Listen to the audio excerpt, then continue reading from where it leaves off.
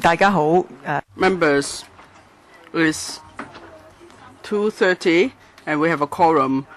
Welcome to the meeting of the House Committee today. Item 1 on the agenda, confirmation of minutes of meeting. Mr. Charles Mock, is it a point of order? Yes, Madam Chair. In accordance with House Rule 20F, you know, we have written to you.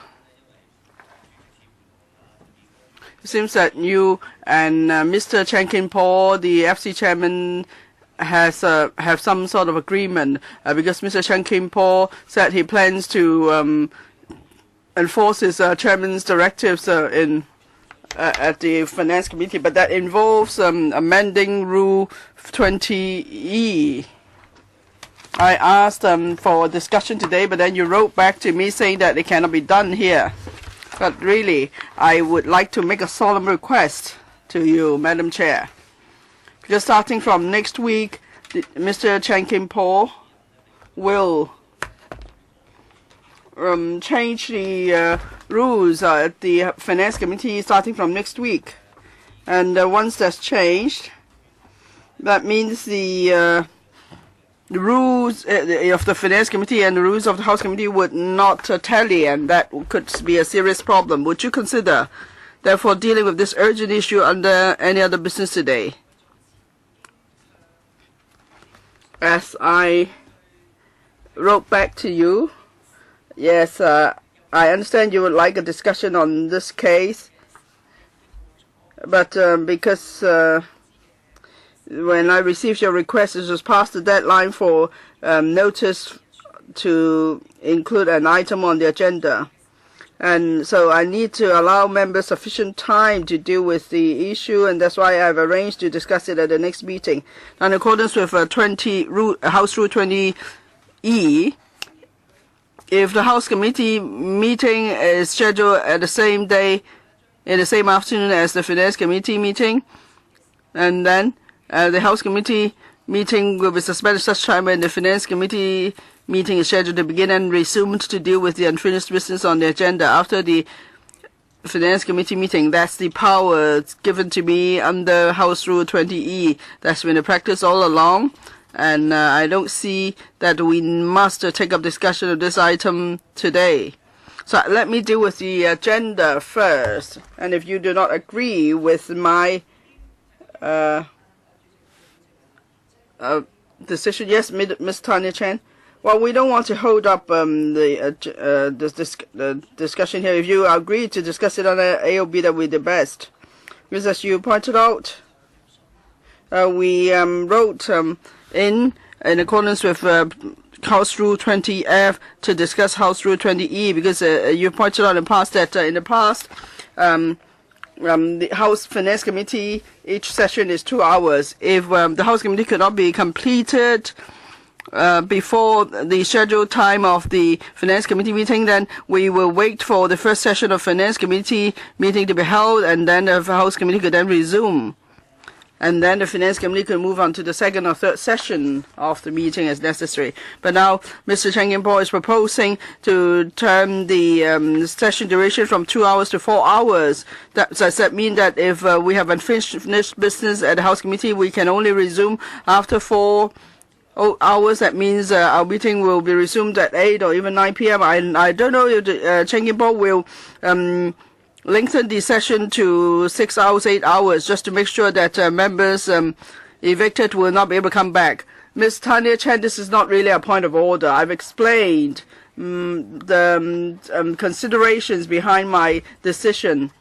In accordance with the rules of procedure, my decision is final. If members have any comments on my decision, I welcome you approaching me after the meeting. And this is about a chairman's directives. Ms. Tanya Chen, I think we have finished discussion on this item. If you want to raise a point of order, I would say you are abusing the rules.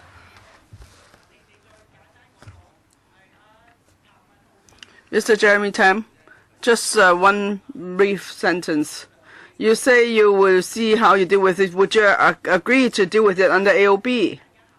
I've already asked you to consider this because by the time you wrote in, it was past the deadline for giving notice to include an item on the agenda today. So in accordance with the standing practice, I must make sure members have are given enough time to prepare for the discussion. That's why I've said I do not intend to include this under AOB for discussion today, and that's my decision. Thank you. Let's go to the agenda proper.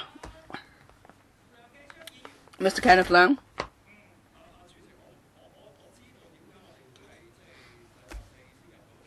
Now, we could only write in on Thursday because the so-called chairman's directives of Chen Kim-paul only came about around that time. My question is, have you ever had any communication formally or informally with Mr. Chen Kim-paul on this matter? Do you know about this arrangement? And do you know that this arrangement is in conflict with Rule 20E? It's a point of order. Mr. Kenneth Leung, we cannot allow the House Committee to become the forum for discussion of the rules of procedure. At the next meeting, if you follow the rules of procedure and you write in time, I will allow sufficient time for the discussion. I've made my ruling. So let's move on to item 1 on the agenda. Confirmation of minutes of meeting. Minutes of the first meeting held on the 13th of October 2017. Now, if you really have a point of order, or if you're not happy with my ruling that is not a point of order, can you please point out which rule? Mr. Kwang Chun-yu, which rule? Rule 20F says the deadline for proposing agenda items for meeting, if it's passed, and then a member wishing to raise an urgent item up to the deadline may make a request to the chairman of the House Committee for discussion under AOP. Now, how do you determine whether this is urgent or not? We think this is very urgent because we're talking about next week. It's my turn to speak, please. It's my turn to speak. You press the button. Madam Chair, please make a ruling. You should press the button if you wish to speak. You can't interrupt me. Kwang Chun-yu is asking about a point of order. What's that to do with you? Yes, I see your question.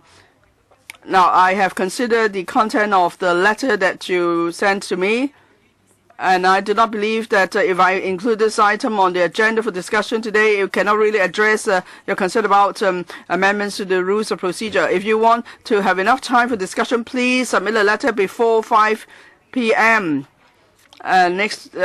Before the deadline, and then I will include this item on the agenda for discussion next time, so we have plenty of time to discuss it. This is my ruling. Mr. Claude, what is your point of order? Now, you're using the rules to ban us from raising a point of order. That's my concern. Well, Ms. Claudia Mo, if you are just raising this is not a point of order, I would say you're abusing the rules.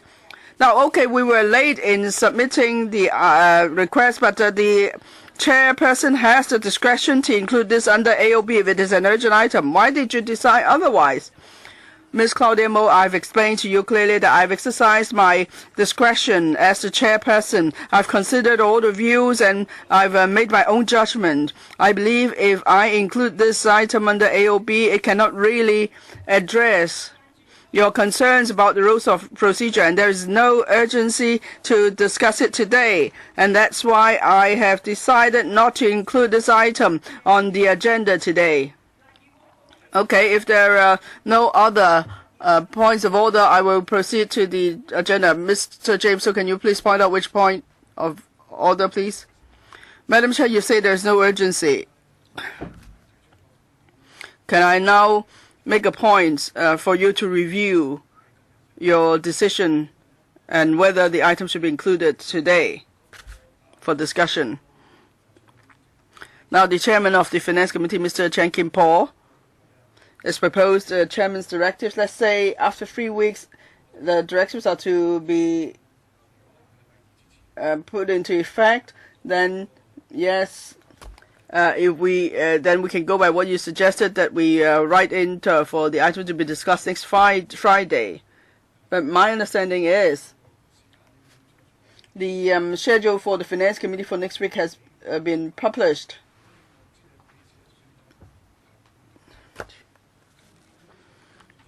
I don't know when you're going to discuss it next meeting, but I don't know how long the meeting will last for the House Committee. Maybe for the Finance Committee it will last 4 hours, 6 hours, 8 hours, and then the House Committee will only come back afterwards to resume the meeting. And that's why there's an urgency. I hope you understand. Let me finish. Well, please be quick, Mr. James Toh. I cannot allow this to be discussion of the ruling of the Finance Committee Chairman's decision. Okay, I'll be quick. Second point, you said you formed the judgment that even if this item is included under the AOB today, we cannot address issues arising from the rules of procedure today. Now, for this discussion, there may be many possibilities to coming to an answer in addressing the issue. It may not be just the one possibility you might have in mind. So you really must be quick, Mr. James. So I think we're going into a substantive discussion. Yes, please consider the substantive discussion may not be as what you have said, which involves the amendment of the rules of procedure. Now, please don't cite examples. Now, because we only received notice so short, and it's not fair to other members, and it's not something that's urgent. For the chairman directives, upon the resumption of the session, the chairman has already put forward the chairman directives, and he invited you to attend a meeting for discussion, but you did not attend that meeting. So I have already made my decision. If you're not happy with my decision, I can understand it. And I welcome a discussion with me after the meeting. So let's move on to agenda item 1 on the agenda: confirmation of minutes of meeting. Minutes of first meeting held on the 13th of October 2017. Mr. Ted Hui. Point of order, please. I've raised my hand for a long time. Which which rule, please? I'm not going to go into the actual discussion. I want to talk about the agenda today. Which agenda item, please? For anything that happens at the FC, or for any decisions made here or by the chairperson, if it affects the House Committee, and we have to make a decision next week, and we don't have a chance to discuss it at the House Committee, it's not fair and reasonable. You are abusing your powers as the chairperson. Now, I've already made a ruling. Please move on to agenda item 1, confirmation of minutes of meeting, minutes of the first meeting held on the 13th of October 2017. Members have not proposed any amendments to the minutes. Can I invite members to confirm the minutes, please? Thank you. Business arising from previous council meetings. Matters arising. Report of my meeting with the Chief Secretary for Administration. I asked the Chief Secretary for Administration to schedule a meeting with members as soon as possible to discuss issues, and he agreed. Item 3, business arising from previous council meetings. Legal Service Division reports on bills referred to the House Committee in accordance with Rule 54(4). Item 1, Inland Revenue Amendment number 5, Bill 2017. Can I ask the legal advisor to take us through paper number LS5/1718 quickly? Thank you. Thank you, Madam Chair. The bill seeks to amend the Inland Revenue Ordinance to empower the Chief Executive in Council to give effect to the Multilateral Convention on Mutual Administrative Assistance in Tax Matters and other tax agreements that apply to Hong Kong. The other amendments seek to align the revenue provisions with the international standard for the automatic exchange of financial account information in tax matters under the Organization for Economic Cooperation and Development. If the bill is passed, the provisions will come into effect on the day the bill comes into operation. So I ask members to consider whether to set up Bills Committee. Okay, Mr. Wu Chi-wai and Mr. James So are asked to set up a Bills Committee. Any members to join, please? Clerk, please circulate papers. Item 2, Supplementary Provision 2016-17 Bill. Can I ask the legal advisor to take us through paper number LS6/17-18, please? Yes, the bill seeks to provide for a supplementary appropriation of about $8.26 billion for the services of the government in the financial year that ended on the 31st of March 2017, in addition to the sum appropriated by the Appropriation Ordinance. The supplementary provision is to pay for the civil service pay adjustment 2017 to 18 and so on. If the bill is passed, it will come into operation on the date of Gazette. Thank you. 法案委員會啦。 If no members request that a Bills Committee be set up, then I can direct that the second reading debate for the bill can be resumed. B. Mr. Wan? No?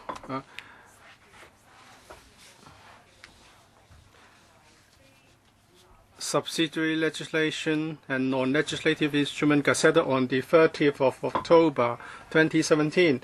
Legal advisor, please walk us through paper LS3, 1718. There are 6 pieces of subsidiary legislation and 1 non-legislative instrument. The first one is LN 165, Waterworks Amendment Number 2, Regulation 2017. The amendments are in relation to the fire services and inside services, pipes and fittings in waterworks to take into account the recommendations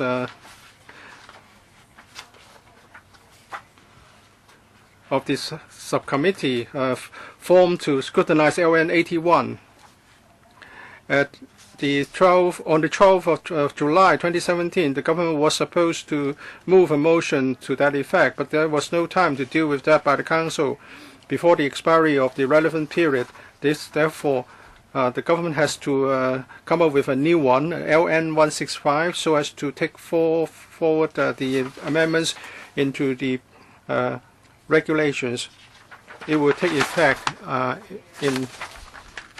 the 8th of December 2017.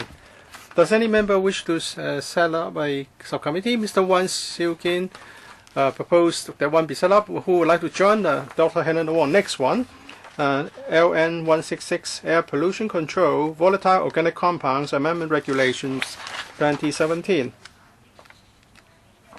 This aims to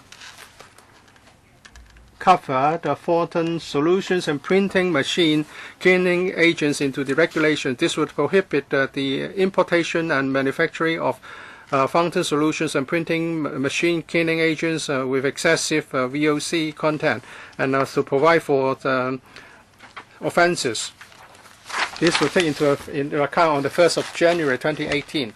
Does any member wish to set up a subcommittee on this instrument, on this regulation? Mr. Hui Chi-fung proposed one, and Mr. Hui Wan Siu-kin would like to join. Next one, LN 167, Pharmacies and Poisons Amendment Number 5, Regulation 25, is about amendment to the Schedule 1 by adding Pt1 and its source to Division A of Schedule 1 and also Division A of Schedule 3. This is about the undesirable side effect of chemotherapy arising from the use of this drug for breast cancer patients. All right, it will take into effect on the 13th of October 2017. Does anyone propose a subcommittee be set up? Mr. James Toh proposed that one be set up. The Secretary will circulate to members to ask them to sign up. Next, two notices related to telecommunication. 168, LN 168, telecommunications, and that is about the payment of spectrum utilization fee order, designation of frequency bands subject to payment of spectrum utilization fees. There are 6 additional frequency bands, the use of which will be subject to the payment of spectrum utilization fee. LN 168 is that users of the 6 frequency bands will have to pay a certain level or the different levels of spectrum utilization fee payable. LN 168 and 169 come into effect on the 1st of January 2018, and then there will be another LN on the fees to be payable. LM168 and LM169 who would like to set up a subcommittee for either of them. Mr. Charles Mock proposed one set up, and Mr. Hui Chi-kin would like to join the next one, LM170. 3 buildings will become declared monuments. The first one is the Tong Lin Kok Yun at Happy Valley, Kowloon Union Church in Yamate, and Yang Hao Temple at Po Chiu Tam, Tai O. And that is to say, these unless there's no building works such as excavation and other works will be allowed unless there is a special permission. This already came into effect on the day of publication. That is the 13th of October this year. Who would like to join the subcommittee? Dr. Hannah Wong, please circulate to members as well. Legal advisor. Lastly, we have a non-legislative instrument, a 7 technical memorandum for allocation and emission allowances in respect of specified licenses.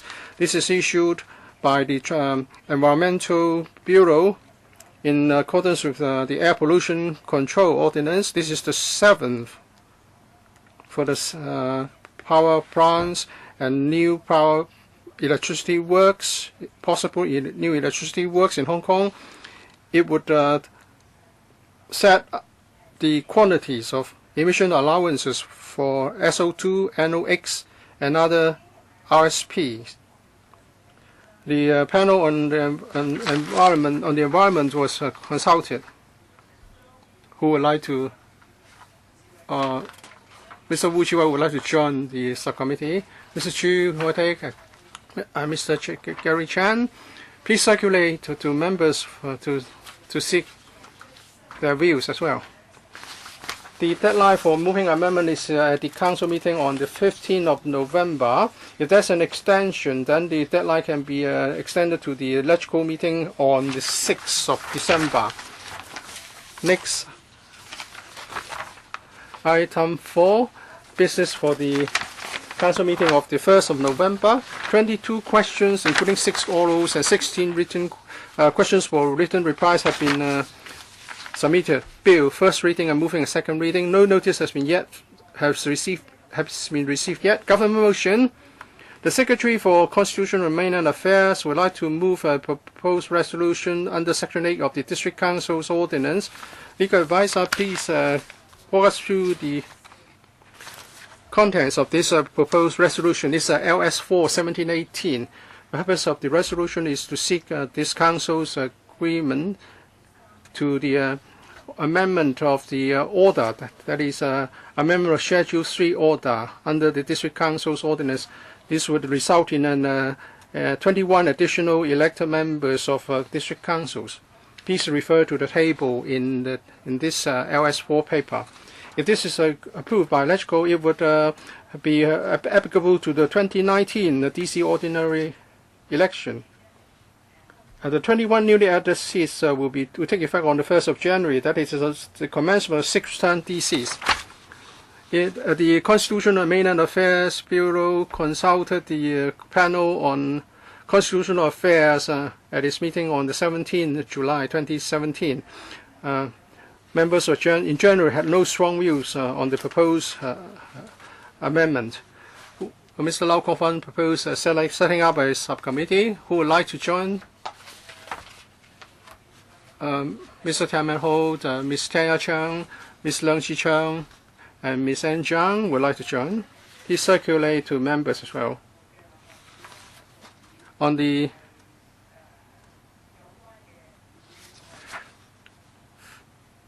11th of November, the relevant proposed resolution, on the 1st of November, the proposed resolution will be moved.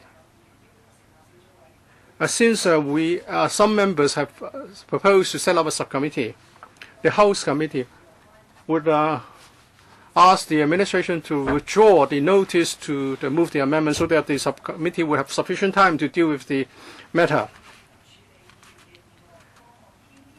As the members' motions could not be handled in the last meeting. We are going to handle the remaining motions, including the two scheduled for 1st of November, and that is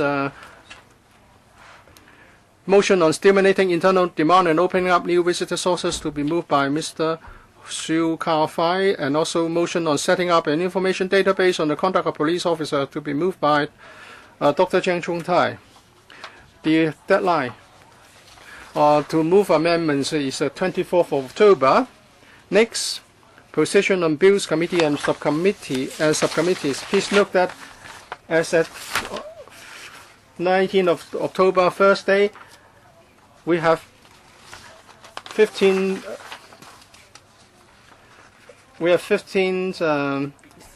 bills committee in work, and 3 would have to continue after 3 months has been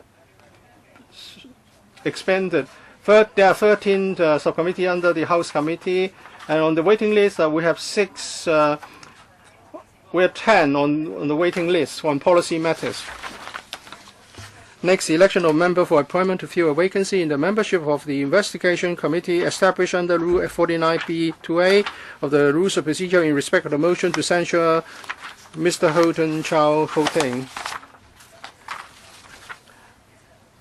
The Secretary issued a letter to members on the 6th of October for the purpose of filling a vacancy in the membership of the Investigation Committee.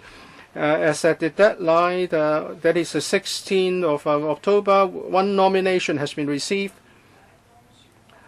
That is Mr. Dennis Kwok was nominated. I now announce that Mr. Dennis Kwok has been so elected to fill the vacancy.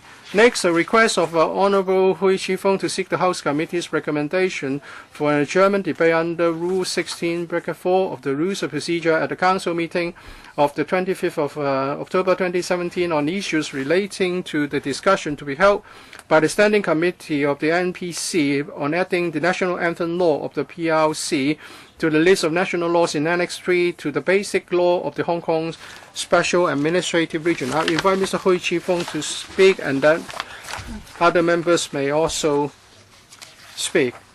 Please, please speak on whether you agree to this request by Mr. Hui Chi-fung to, in addition to the 2 members' motion, we should have this adjournment debate. Mr. Hui. Thank you, Madam Chair. The National Anthem Law, members should note, has caused some controversy in Hong Kong, and that is to say, it may carry criminal liabilities and sanctions, and whether it will be retrospective in effect. So we have to pay attention to this. Secondly, whether this National Anthem Law will affect the freedom of expression or freedom of speech or freedom to have recreations of different artistic expressions. Now, if MPCSC put this National Anthem Law in Annex 3 of the Basic Law, is it that we have no chance but to implement it according to the SEMA? There will be some adaptation required. So I think while the MPCSC is scrutinizing the matter, they should have a chance to hear the views of members of this council and also the likely controversies to be caused by this. So if we do not do this on Wednesday next week, it's very likely that we're not going to have any formal discussion in this council before the NCPSC makes a final decision. We need to talk about possible legal loopholes and the adaptation process with some possible problems with the adaptations. Please support this request. 6 members would like to speak.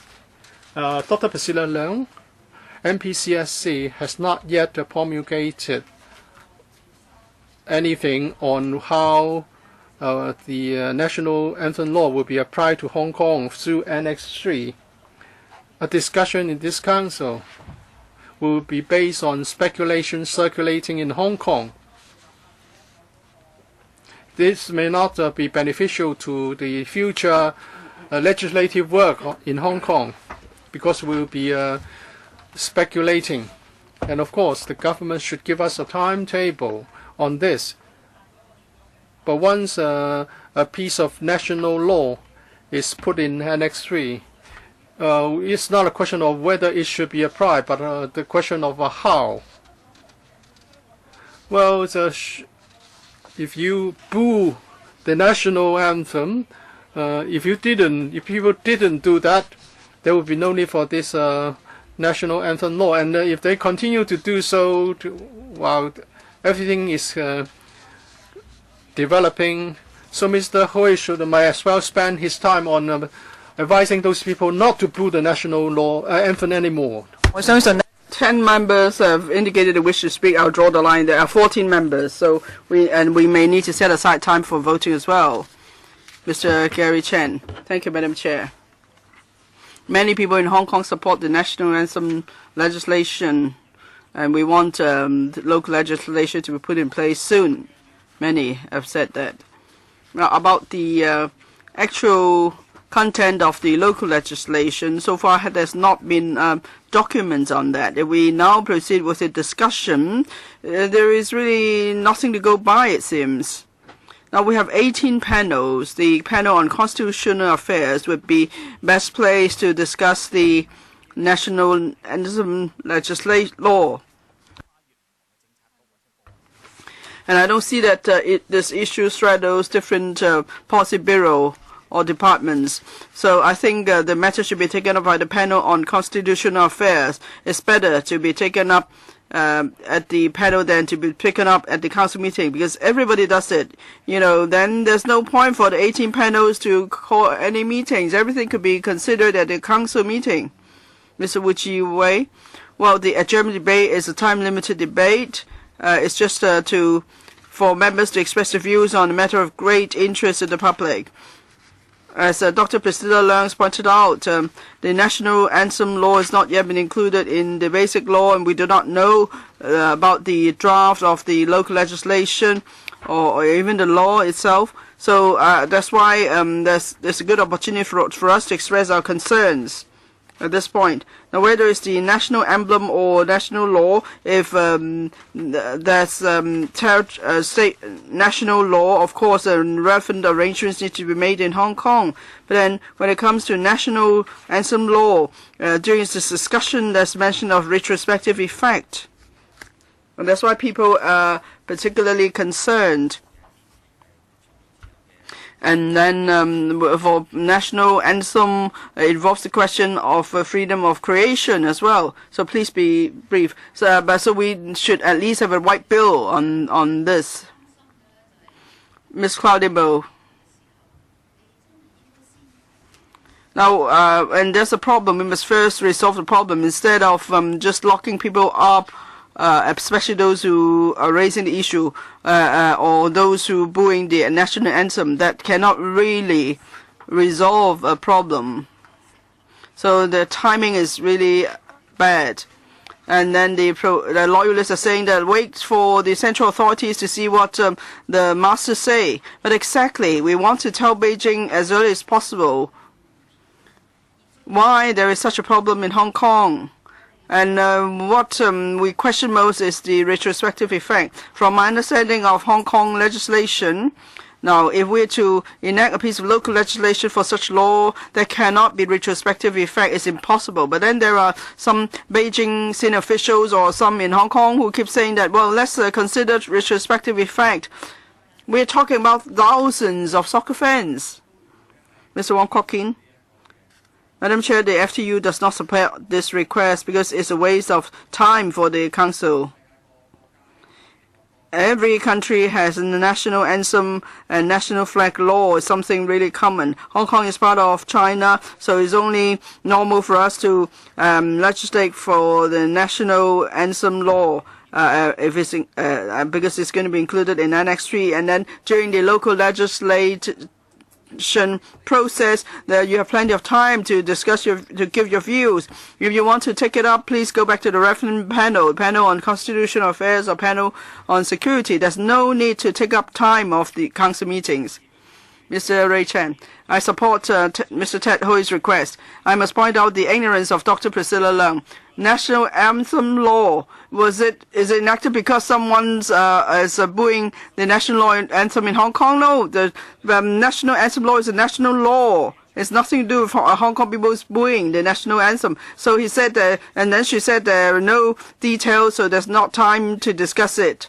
But then exactly, if it's become a fait accompli, there's no point discussing it. So before the law is included in Annex 3, we must have the opportunity to express our views and the concerns of the community. Of course, the greatest concern is about the retrospective effect.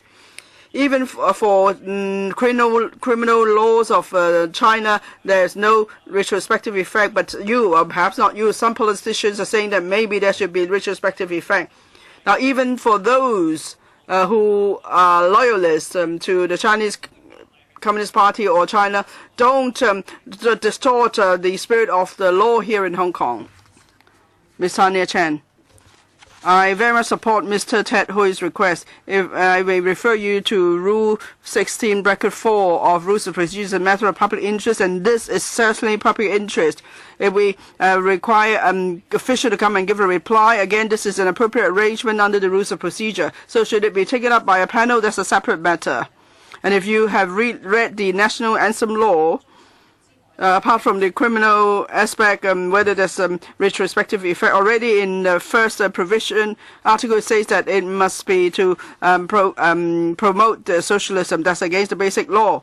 And also in primary and secondary schools, the students should be taught to sing the national anthem. That means it's part of the patriotism education against the basic law. And also there is administrative detention of 15 days if there's a breach. But then this is against the arrangement in Hong Kong, because in Hong Kong we don't have such arrangement. So detention of 15 days or whatever, this is something we must discuss. That's why I support Mr. Ted Hoi's request. Dr. Helena Wong. I support Mr. Ted Hoi's request. He's talking about an adjournment debate at the council meeting on the 25th of October. Actually, it's explained clearly in his letter as to why we can't wait any longer. We must do it on the 25th of October. It's because the 30th meeting of the Standing Committee of the National People's Congress will be held between the 30th of October and the 4th of November. And during that meeting, they will propose to include the national anthem law in Annex 3 of the Basic Law. So we must not wait till they've already done so before we express our concerns and views. Now, the government says it wants to engage the people. It wants a new style of governance. That's exactly what we want to do. Is we should have early discussion, and then the views could be taken on board by the central authorities. That's why I support the German debate. Mr. Kenneth Leung. Thank you, Madam Chair. I support the German debate because it's not going to take up too much time. National anthem law affects everyone, adults and even children. There is a lot of misunderstanding about why there's the national anthem law. Now, Mr. Wong Kwok-Kin said that every country has a national anthem and national flag law. But national flag law, yes, every country has it, but not every country has national anthem law. I must set that right straight. And then there are others who ask whether there's a retrospective effect. Under the common law principles, or where criminal laws are concerned, there is not a piece of law that with retrospective effect, and we don't see that in any common law jurisdictions. But then there are people who've made such a suggestion, and this is shocking. So that's why we need to discuss it. Dr. Kwok-Kin. Madam Chair, I don't really know what's on the mind of the loyalists. You should thank Ted Hui. This is to give you an opportunity to talk about the national anthem law. Otherwise, you're showing disrespect to the country. Now, why do people boo the national anthem? You have to think about that. Why is it that people despise the national anthem so much, it must be because you have not been effective in doing your work. So you put the PRC to shame. And also the national law, anthem law may have far-reaching implications. People who go to a soccer match may not know about it, and they could be arrested and locked up. It's not just 15 days. For example, in Macau, imprisonment could be up to 3 years. So we have to think about this very important national anthem law. We should discuss it as soon as possible. I hope the loyalists will also see the importance of your role. Please don't stand in the way of this serious matter. Dr. Fernando de Jong, I support Mr. Ted Hui's request to include an adjournment debate at the council meeting next week because it's about public interest. Also, in terms of timing, is important because the NPCSC is now considering legislating for this. And it's already stated that the national law will be included in Annex 3 of the Basic Law, so it will become part of the Hong Kong laws. So through local legislation, this provision will be given effect.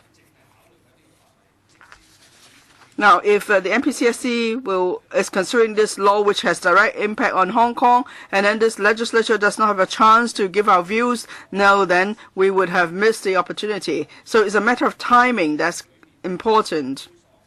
If there's going to be retrospective effect or administrative detention which is against local legislation, then how can we enact a piece of local legislation for this law in Annex 3?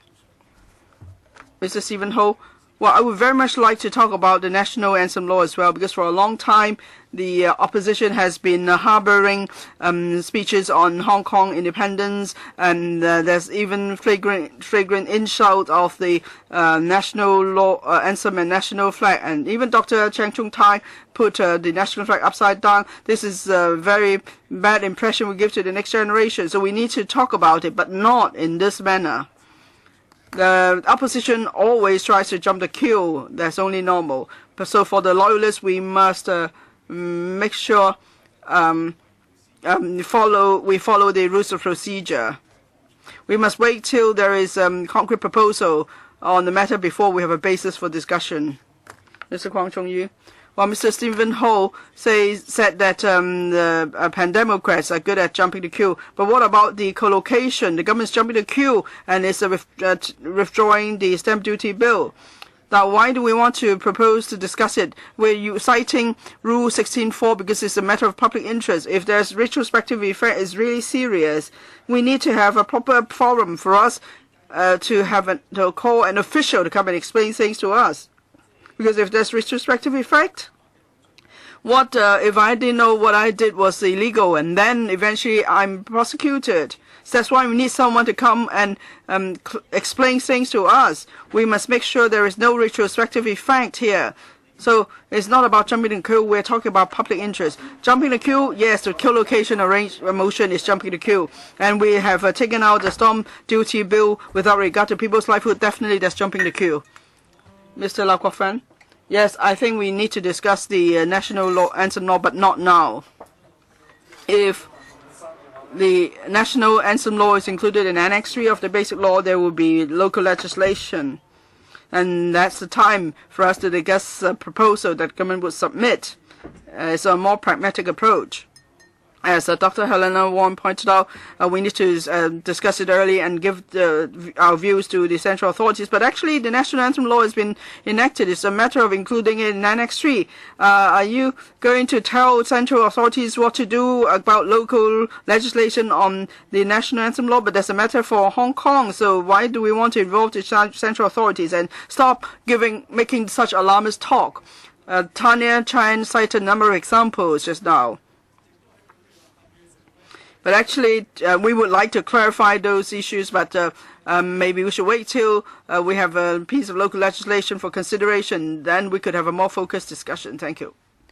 Mr. Eddie Chu. Thank you, Madam Chair. Why do we need to discuss it now and not wait till there is a piece of local legislation for consideration?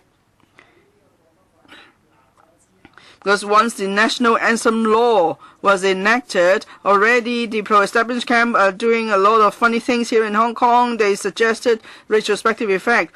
And now there are words circulating that at some soccer matches, someone already taking photos as if to prepare for retrospective effect. So exactly because there are such political gestures, that's why we need to discuss it before the local legislation stage. And another point, in the past 2 decades, on the 1st of July 1997, number of national laws were included, and they caused more concern. But other than that, for other laws included, they are not controversial. But for the national anthem law, it's very much controversial. Mr. Hui Chi-fung is now invited to respond. There are different in opinion. I'll deal with this request in due course. Well, when it comes to the national anthem law, we should think carefully why someone are booing the national law. What has the country done to them? And instead of trying to introduce a draconian legislation, because this national law talks about respect and talks about not allowing people to sing the national anthem in a disrespectful way. This will affect our freedoms, freedom of speech, freedom of expression, and even our liberties. Therefore, as a legislature in Hong Kong, we should be given an opportunity to voice people's concerns and worries. Well, the members have different views about this request. So I would like to put this to a vote. Mr. Stephen Ho would like to seek a division. The bell will be rung for 5 minutes.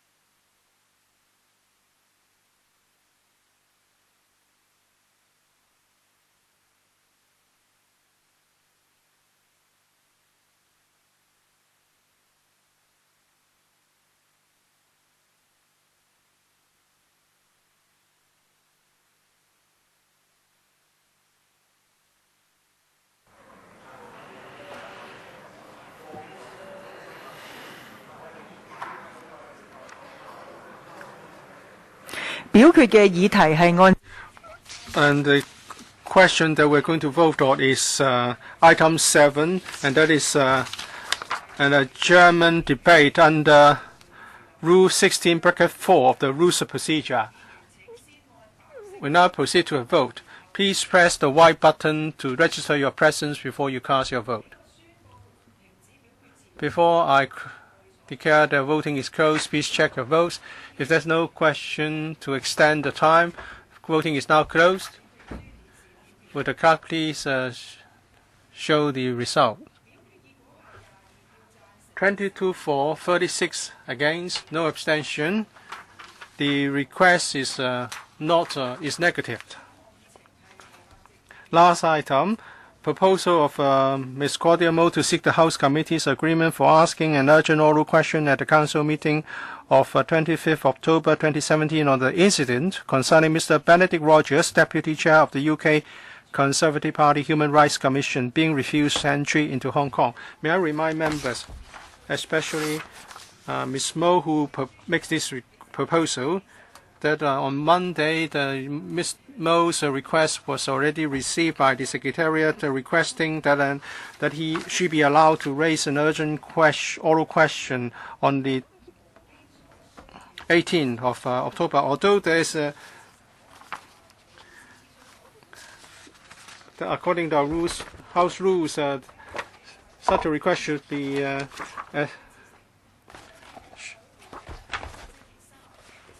should seek the House Committee's agreement first, as soon as far as practicable. And since the time limit was exceeded, you were advised to ask for the President's clearance to raise that oral question on the 18th of October.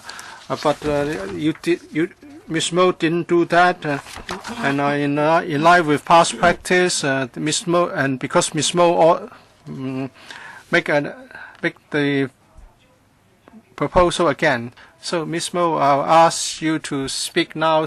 Please confine your speech to why you consider this is urgent. This is urgent. How much time do I have? 1 minute. First of all, thank you for listing this as an item under AOB. So obviously, you think that I'm doing this too early. Anyway, I thank you for that. Concerning this Ben Rogers incident, according to the basic law, apart from national defense and foreign affairs, one country, two systems as a principle will be practiced in Hong Kong.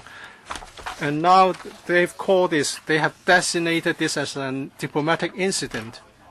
And Mrs. Carrie Lam didn't admit that, but only concede that it was actually such an incident after the Foreign Ministry of PRC acknowledged that. So this is the new normal in Hong Kong. And this is very alarming. Your time is up. I have drawn a line. 10 members would like to speak on this, and I will deal with the requests after the members have spoken. Mr. Luk Chung Hong. Well, the opposition camp is very fond of jumping the queue, so from time to time they would ask to raise urgent oral questions. We look at the urgency. Every country exercise control on entry and exit and immigration. Many Hong Kong people like to travel, and sometimes entry is denied even if you have got a visa. This can happen to anyone. So are we going to raise an urgent oral question every time we have such an incident? Well, if you want to raise a question, please queue up and please do not take up our precious council time. And you know, the Prime Minister Theresa May has already raised the matter with China. Ms. Elizabeth Kwok. I just don't see any urgency here. Other members will have to draw laws so that we can have a chance to raise an oral question. Please don't jump the queue, Ms. Mo. You can wait in the queue.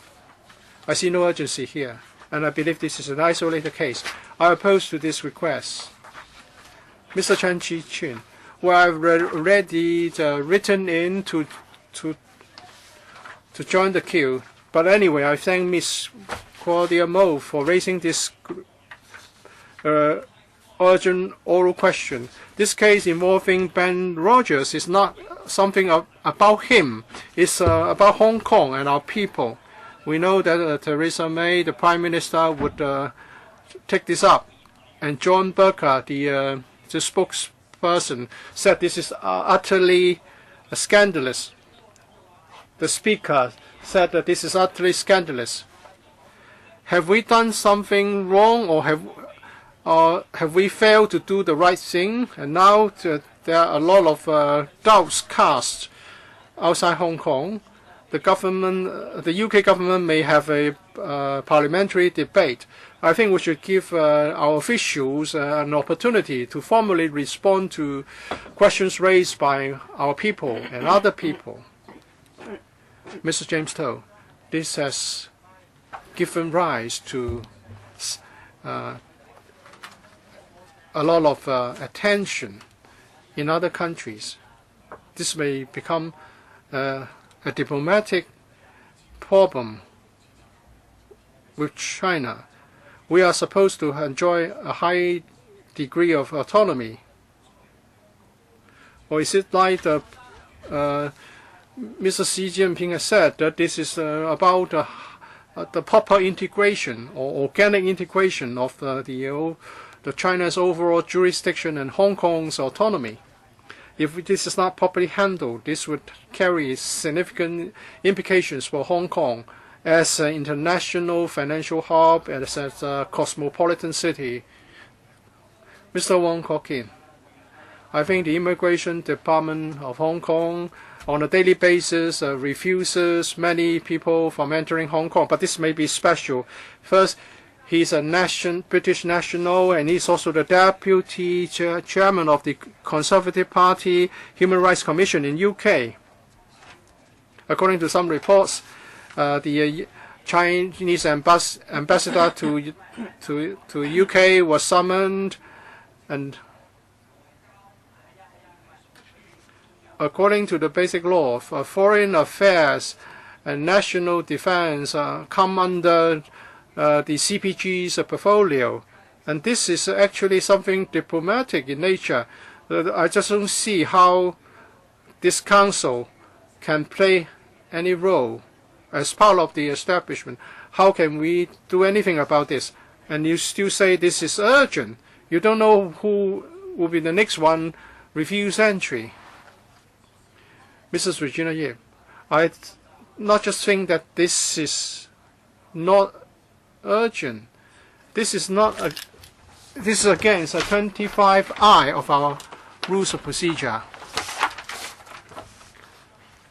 You are asking for confirmation of views expressed in news reports, because you said this is reported that the decision was made by Beijing. This is against the relevant rule of procedure. Dr. Kwok-Kake, this shows that one country, two system is no longer in place. When Carrie Lam was asked, she remained silent about this. Foreign nationals who want to enter Hong Kong should be dealt with by the Hong Kong SAR government. And now we just turn a blind eye to the undermining of one country, two systems. So LegCo members should raise a question like this in this council. The earlier the better. Because if we have the first case, we can have a second case and many, many more cases. If this is the case, what's the difference between Hong Kong, SAR, and the rest of China? How can we be an Asian world city? We must look into this question about the exercise of immigration control. Maybe Mr. Rogers is a terrorist who may undermine our security. So we should do justice to the immigration department so that they can tell the immigration department can tell us that this foreign national is a problematic person. Let everyone know about this so that we know that we have misunderstood the matter. We don't need to grope in the dark as to what happened. Why don't the pro-establishment members give justice to the immigration department, to the Ministry of Foreign Affairs? Why do they have to suffer all these infamy without an answer to answer their cases?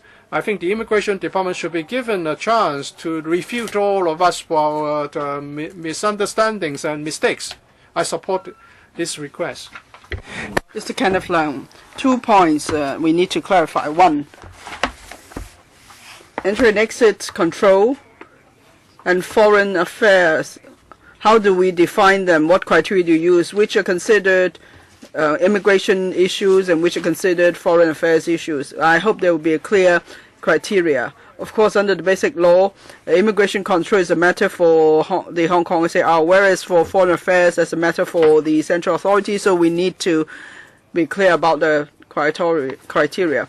And then we're not Macau. You can't say, oh, we will let this person in and not that person. Well, maybe you say that for Rogers, it's the case that he's undermining internal security of Hong Kong, then you don't let him in. So you give reasons, not like me.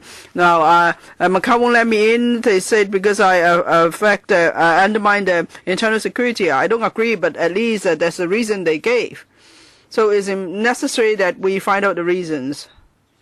Mr. Jeremy Tam, what we are most worried about is that whether it's foreign affairs or national defense, is the question where we draw the line. Okay, today you say it's foreign affairs. So this is something that should actually be considered by Hong Kong itself, but people could stick their hands in. Maybe tomorrow it's just about a national by some overseas state-owned enterprises doing business in Hong Kong, or some state-owned enterprises doing business in Hong Kong. But it's about business. But maybe they say the Hong Kong court has no jurisdiction or whatever because it's become foreign affairs. So this is maybe just a single case of denied entry, but everything could be stretched to become foreign affairs or national defense. So therefore this is not just a single case. We need to be specific about what is foreign affairs and what is internal matters for Hong Kong. Mr. James Toh, 3:30, shouldn't it be Finance Committee? You're not the chairperson of the Finance Committee. I have asked for an additional 15 minutes from the Finance Committee chairman, Mr. Eddie Chu. But you didn't even mention it. At 3:30, you're still just sitting here. I plan to tell members after Mr. Chu has spoken. Mr. Chu, please. Mr. Chu, please.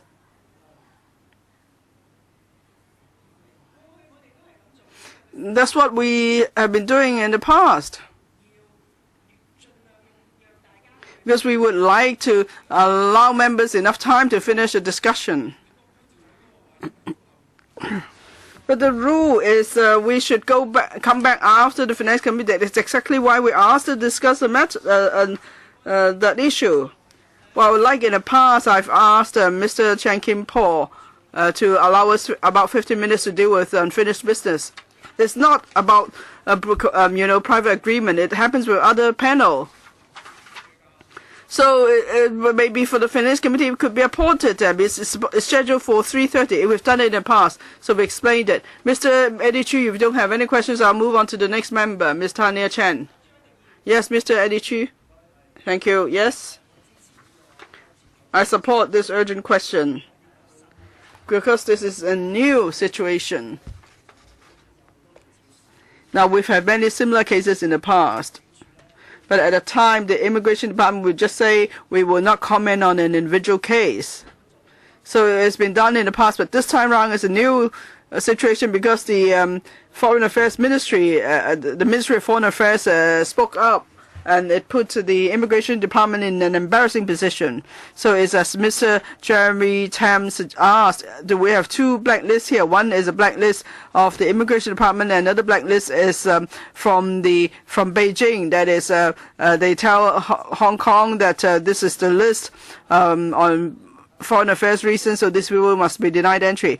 Now, because in the past we didn't know there's such a distinction. Even Hong Kong people don't know about it, so that's why we need to give the immigration department a chance to clarify whether there are two sets of blacklists. Ms. Tanya Chen, while many of us here are patriotic, we love Hong Kong, we respect basic law. Article 154 of the basic law states that for all people who coming to Hong Kong, the Hong Kong government of the Hong Kong SAR may apply immigration controls on entry into stay in and departure from the region of persons from foreign states and regions. So this is part of our internal affairs. But then now the Ministry of Foreign Affairs says this is foreign affairs matter. So this is definitely a case of interference by the central authorities into Hong Kong's internal affairs. If you really love the basic law, you should raise this matter for clarification. So the urgent question will allow the government a chance to clarify the matter based on their new style and new mindset, and they can clarify whether this is foreign affairs or internal affairs. Dr. Fernando Zhou, Article 154 states that for persons from foreign states and regions entering into staying in or departing from the region, the government of the SAR may apply immigration controls.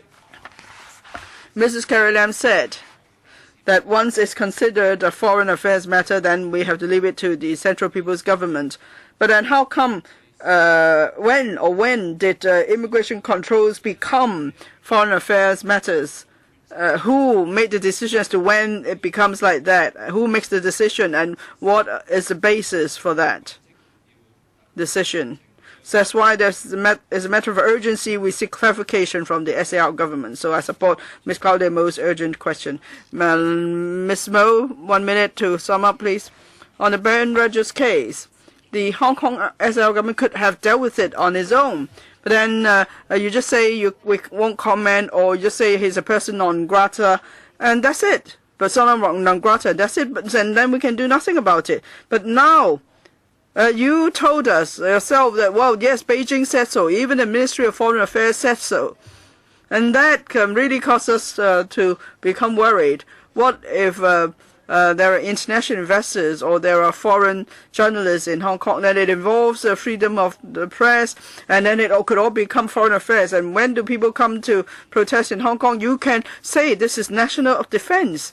So Hong Kong people, of course, become fearful. You play the basic law in your hands, you can distort it in any way you want. That's scary. Okay, I think you've all expressed your views on the matter. It is an AOB, and the power actually rests with the President as to whether they accept the oral question. So I will just pass on the views. That's all for this item. And that we've done it in the past like that. It's not because at the end whether there is urgency is a matter for the President to decide, but then we have to seek the consent of this committee. Well, I don't want to delay the meeting. In that case, I will invite you to come back to vote on it. Okay? Or maybe I have to ask the President if we put it to vote now. Do we have enough time? No, not enough time. In that case, we will come back after the first session to vote on it. Okay? So that we will stop the meeting here, and we'll come back after the first session of the Finance Committee to vote on the matter.